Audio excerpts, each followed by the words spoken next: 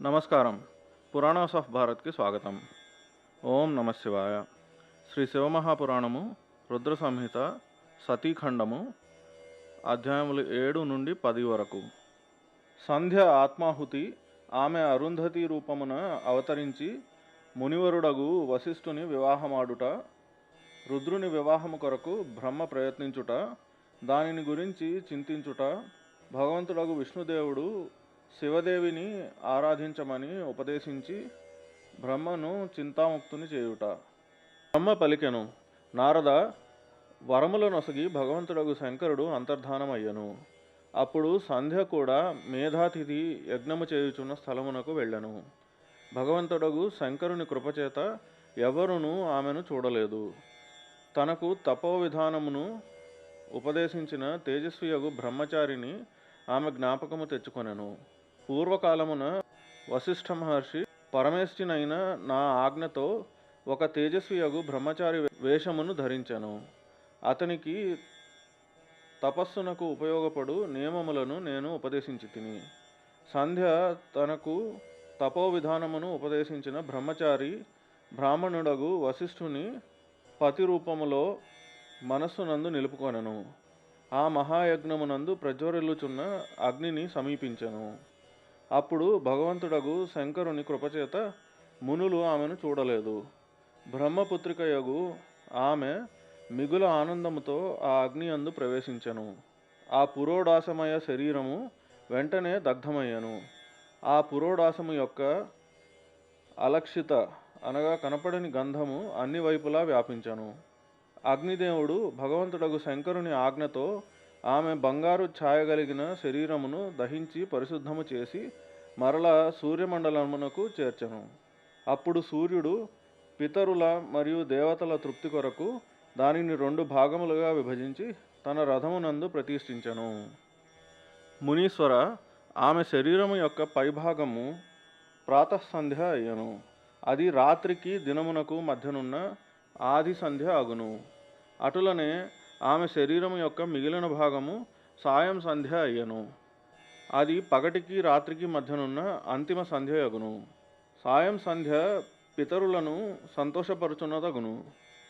సూర్యోదయమునకు ముందు అరుణోదయ వేళ తూర్పు దిశ యొక్క క్షితిజమునందు అరుణిమ అరుణవర్ణము అనగా లేత ఎరుపు రంగు వ్యాపించును. అప్పుడు ప్రాతకాలపు సంధ్య ప్రకటమగును. అది దేవతలను ప్రసన్నులను గావించును. ఎర్ర కమలముతో సమానమైన సూర్యుడు అస్తమించునప్పుడు సాయంకాలపు సంధ్య ఉదయించును. అది పితరులకు ఆనందమును కలిగించును. పరమదయాళువగు శివభగవానుడు దానికి మనస్సుతో కూడిన ప్రాణములను కూడా ప్రసాదించి దివ్య శరీరముతో కూడిన దేహధారిని చేసెను. ముని యొక్క యజ్ఞము సమాప్తమగు సమయమున ఆమె అగ్నిజ్వాలలయందు మహర్షి మేధాతిథిని తపింపచేయుచు సువర్ణ కాంతులతో శోభిల్లడి పుత్రికా రూపమును పొందెను. మునీంద్రుడు మిక్కిలి ఆనందముతో ఆ పుత్రికను గ్రహించెను. నారద మునీంద్ర, యజ్ఞము కొరకు ఆయన ఆమెకు స్నానము చేయించి తన ఒడిలో కూర్చుండబెట్టుకొనెను. శిష్యులతో చుట్టుకొని ఉన్న మహాముని మేధాతిథికి అచట మిక్కిలి ఆనందము కలిగెను. అతడు ఆమెకు అరుంధతి అని నామకరణము కావించెను. ఆమె ఏ కారణము చేతనైనను ధర్మమును అతిక్రమించదు కనుక ఆ గుణము వలన త్రిభువన విఖ్యాతమైన నామము ఆమెకు ప్రాప్తించెను. దేవర్షి, యజ్ఞమును సమాప్తము చేసి ముని కృతకృత్యుడయ్యను. తనకు ప్రాప్తించిన పుత్రిక వలన మిగుల ప్రసన్నుడయ్యను. తన శిష్యులతో ఆశ్రమమునందుండి ఎల్లవెల్లా ఆమె ఆలన పాలన యందు నిమగ్నుడై ఉండెను. అరుంధతీదేవి చంద్రభాగా నదీ తీరమున తాపసారణ్యమున గల మునివరుడగు మేధాతిథి ఆశ్రమమున మెల్లమెల్లగా పెరుగసాగెను. యుక్త వయస్కురాలైన ఆమెను గురించి నేనును విష్ణువు మహేశ్వరుడును కలిసి ఆలోచించితిమి. నా కుమారుడగు వశిష్ఠునితో ఆమె వివాహమును జరిపించితిమి. బ్రహ్మ విష్ణు మహేశ్వరుల హస్తముల నుండి వెలువడిన జలములతో సిప్రా మొదలుగా గల 7 పరమ పవిత్రమైన నదులు ఉత్పన్నములయ్యను. ఇంద్ర మేధాతిథి యొక్క పుత్రిక మహాసాధ్వి అరుంధతి సకల పతివ్రతలయందును శ్రేష్ఠురాలు. ఆమె వశిష్ఠ మహర్షిని భర్తగా పొంది ఆయనతో కూడి శోభాయమానముగా ప్రకాశించుచుండెను. ఆమెకు శక్తి మొదలుగా గల శుభమును శ్రేష్టతను చేకూర్చు పుత్రులుద్భవించిరి. మునిశ్రేష్ఠ, ఆమె ప్రియతముడగు వశిష్ఠుని పతిగా పొంది విశిష్ట శోభలొలుకుచుండెను. సకల కోరికల ఫలమునొసగునది పరమ పావనము దివ్యమైన సంధ్య పవిత్ర చరిత్రను మునీంద్ర నేను నీకు వర్ణించి తెలిపితిని. స్త్రీ గాని శుభప్రదమునాచరించడి పురుషుడు గాని ఈ ప్రసంగమును వినినచో సకల కామ్యార్థ సిద్ధిని పొందును. దీనికి ఇంకొక విధముగా ఆలోచింపవలసిన అవసరము లేదు. ప్రజాపతియగు బ్రహ్మ వచనములను విని నారదుని మనస్సు మిగుల ప్రసన్నతను పొందెను. ఆయన ఎట్లు పలికెను. నారదుడు పలికెను, బ్రహ్మదేవ, శివభక్తిని వృద్ధి పొందించు అరుంధతి యొక్క మరియు పూర్వజన్మమునందు సంధ్యగా నిలిచిన ఆమె యొక్క మిగుల ఉత్తమమైన దివ్యగాథను వినిపించితిరి. ధర్మము నెరిగినవాడా, ఇతరుల పాపమును నశింపజేయునది అత్యుత్తమము మంగళప్రదమైన భగవంతుడైన శివుని యొక్క పరమ పవిత్రమైన చరిత్రను వర్ణింపుడు. కామదేవుడు రతిని వివాహమాడి హర్షాతిరేకమున తన భవనమునకు వెళ్ళిపోయెను. దక్షుడు మొదలగు ఇతర మునీంద్రులు కూడా తమ తమ స్థానములకు మరలిరి. సంధ్య తపమనరించుటకు వెళ్ళిపోయెను. దాని తర్వాత అచట ఏమి జరిగినదో తెలుపుడు. బ్రహ్మ పలికెను, బ్రాహ్మణోత్తమ నారద, నీవు ధన్యుడవు, శివభగవానుని సేవకుడవు కనుక శివుని లీలలతో కూడిన ఆ స్వామి శుభచరిత్రను భక్తితో వినుము. నాయన, పూర్వము ఒకసారి నేను మోహపరవశుడనైతిని. భగవంతుడగు శంకరుడు అప్పుడు నన్ను అపహసించెను. దానివలన నాకు మిగుల కోపము కలిగెను. వాస్తవమునకు శివమాయయే నన్ను మోహింపచేసెను. నేను శివుని ఎడల ఈర్ష్య కలిగి ఉంటిని. అది ఎట్లు జరిగినదో నీకు తెలిపెదను, వినుము. దక్ష మహాముని ఉన్న చోటికి నేను వెళ్ళి తిని అచటనే రతీదేవిని కూడా కామదేవుడు కూడా ఉండెను. అప్పుడు నేను మిగుల సంతుష్టుడనై దక్షుడు మరియు ఇతర కుమారులను సంబోధించి సంభాషణను ప్రారంభించి తిని. ఆ వార్తాలాప సమయమున నేను శివమాయ చేత సంపూర్ణముగా మోహితుడనై ఉంటిని కనుక నేనిట్లు పలికి తిని. కుమారులారా, మహాదేవుడు కమనీయ కాంతి కలిగిన స్త్రీని పాణిగ్రహణము చేయునట్లు మీరు ప్రయత్నించుడు. తదుపరి నేను భగవంతుడగు శివుని మోహితుని కావించడి భారమును రతీదేవితో కూడిన కామదేవునకు సమర్పించి తిని. నా ఆజ్ఞను శిరసావహించి కామదేవుడు పలికెను, ప్రభు, సౌందర్యవతి యగు స్త్రీయే నా అస్త్రము కనుక శివుని మోహింపచేయుటకు ఒక స్త్రీని సృష్టింపుడు. అది విని నేను ఆలోచనామగ్నుడనైతిని. అప్పుడు నా నిశ్వాసము నుండి అనేక పుష్పరాశులతో విభూషితుడైన వసంతుడు ప్రాదుర్భవించను. వసంతుడు మలయానిలుడు. వీరిరువురు మదనునకు సహాయకులైరి. వీరితో వెళ్ళి కామదేవుడు వామదేవుని మోహింపచేయుటకు పదే పదే ప్రయత్నించను. కానీ వారికి సఫలత చేకూరలేదు. వారు నిరాశతో వెనుదిరిగి రాగా ఆ విషయమును విని నాకు మిగుల దుఃఖము కలిగెను. దాని నుండి మారగణములు అనగా మన్మథగణములు ఉత్పన్నమయ్యను. వారిని మదనునకు సహాయము చేయమని ఆదేశించి మరలా వారందరినీ శివుని చెంతకు పంపితిని. ఎంత ప్రయత్నము చేసినను వారు శివభగవానుని మోహపరవశుని చేయలేకపోయిరి. కాముడు సపరివారముగా తిరిగి వచ్చెను. నాకు ప్రణమిల్లి తన స్థానమునకు వెళ్ళిపోయెను. అతడు వెళ్ళిపోయిన తర్వాత నేనిట్లు మనస్సులో తలచితిని, నిర్వికారుడు, మనస్సును వశమునందుంచుకొనువాడు, యోగపరాయణుడు, భగవంతుడగు శంకరుడు ఒక స్త్రీని తనకు సహధర్మచారిణిగా చేసుకొనుటకు ఎట్లు అంగీకరించును? సాక్షాత్తు శివరూపుడు నా శరీరమునకు జన్మనొసగిన శ్రీహరిని అప్పుడు నేను స్మరించి తిని. దీనవచనములతో కూడిన శుభస్తోత్రాల ద్వారా ఆయనను స్తుతించి తిని. ఆ స్తుతిని విని భగవంతుడు వెంటనే నా ఎదుట ప్రకటమయ్యను. ఆ స్వామి 4 భుజములతో శోభలొలుకుచుండెను. నేత్రములు వికసించిన కమల పుష్పముల వలె సుందరమై ఉండెను. హస్తములయందు శంఖము, చక్రము, గదా పద్మములను ధరించి ఉండెను. ఆ స్వామి శ్యామ శరీరమున పీతాంబరము మిక్కిలి శోభతో వెలుగులీనుచుండెను. భగవంతుడగు శ్రీహరి భక్తప్రియుడు, భక్తులు ఆయనకు మిగుల ప్రియులు. ఆ స్వామి అందరకు శరణదాత. అట్టి శ్రీహరిని ఆ రూపమున చూచి నా నేత్రముల నుండి ప్రేమాశ్రుధారలు ప్రవహించసాగెను. నేను గద్గద కంఠముతో పదే పదే వారిని స్తుతింపసాగితిని. భక్తుల దుఃఖమును దూరమనరించడి విష్ణు భగవానుడు నా స్తోత్రములను విని మిగుల ప్రసన్నుడయ్యను.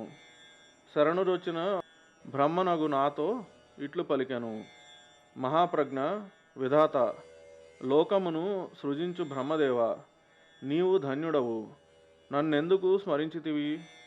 దేని కొరకు ఈ స్థుతులను చేయుచున్నావు తెలుపుము. అంత గొప్ప దుఃఖము నీకేమి కలిగినది? దానిని నీవు నాకు తెలుపుము.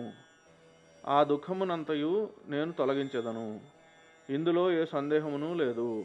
వేరుగా ఆలోచించవలసిన అవసరము లేదు.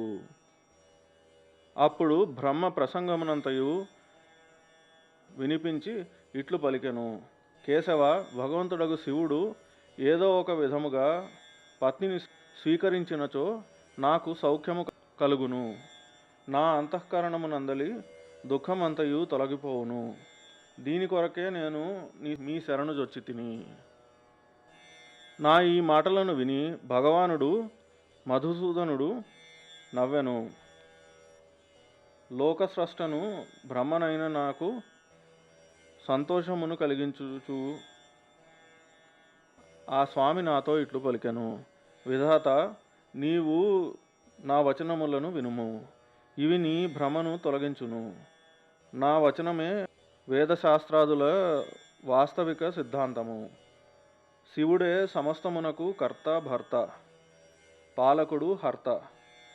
ఆ స్వామియే పరాత్పరుడు, పరబ్రహ్మ, పరేశుడు, నిర్గుణుడు, నిత్యుడు, అనిర్దేశ్యుడు, నిర్వికారుడు, అద్వితీయుడు, అచ్యుతుడు, అనంతుడు, సమస్తమును అంతమొందించువాడు.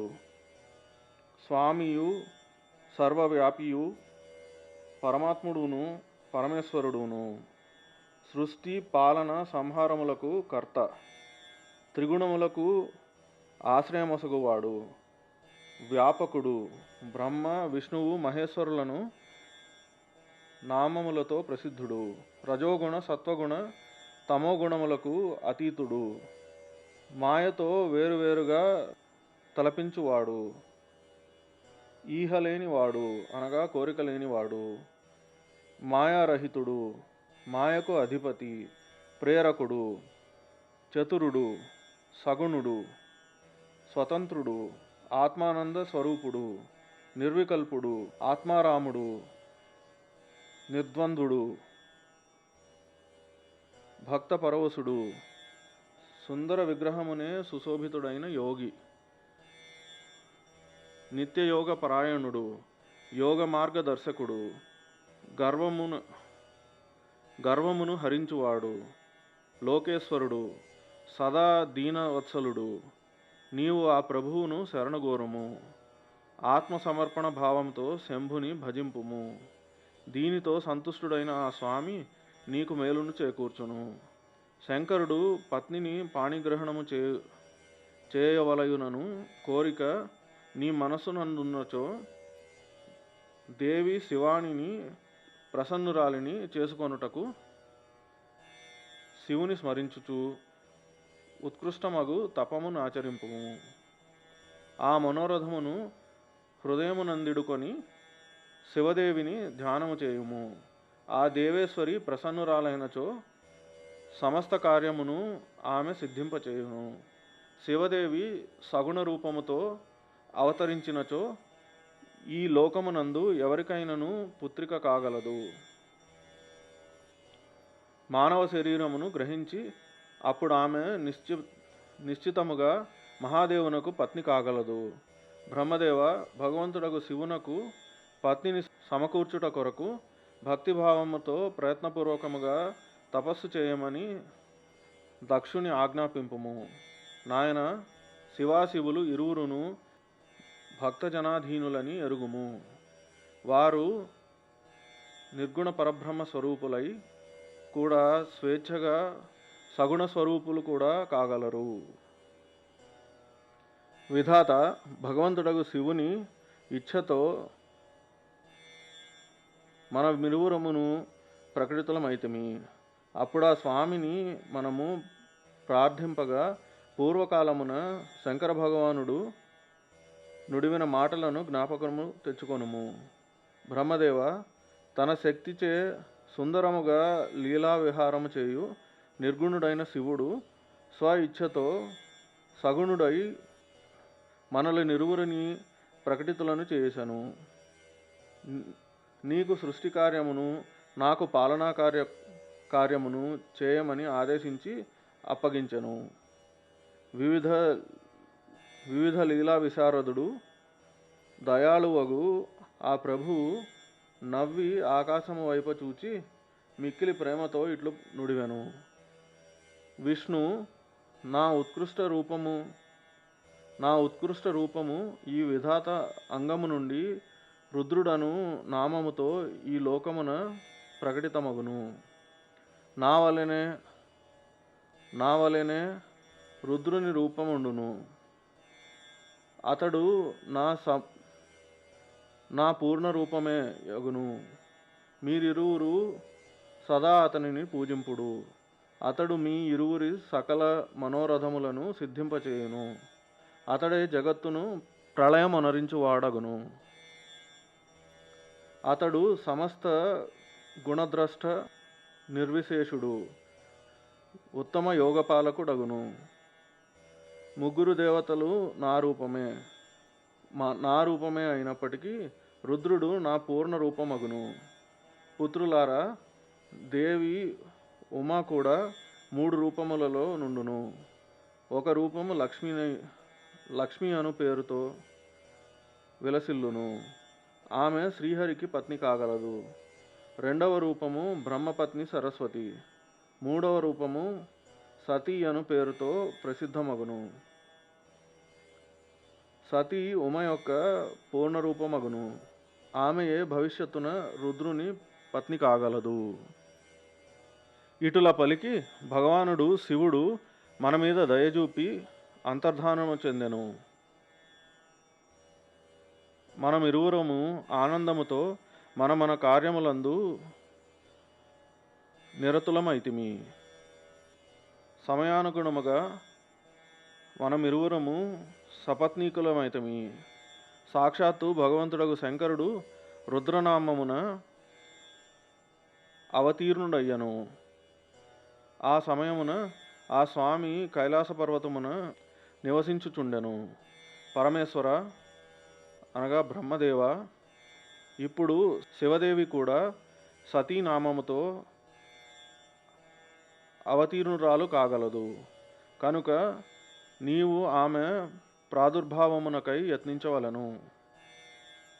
ఇట్లు పలికి నా మీద మిగుల కృపను చూపి విష్ణు భగవానుడు అంతర్ధానుడయ్యను. ఆయన వచనములను విని నాకు మిక్కిలి ఆనందము కలిగెను. అధ్యాయములు 7 నుండి 10 సమాప్తం.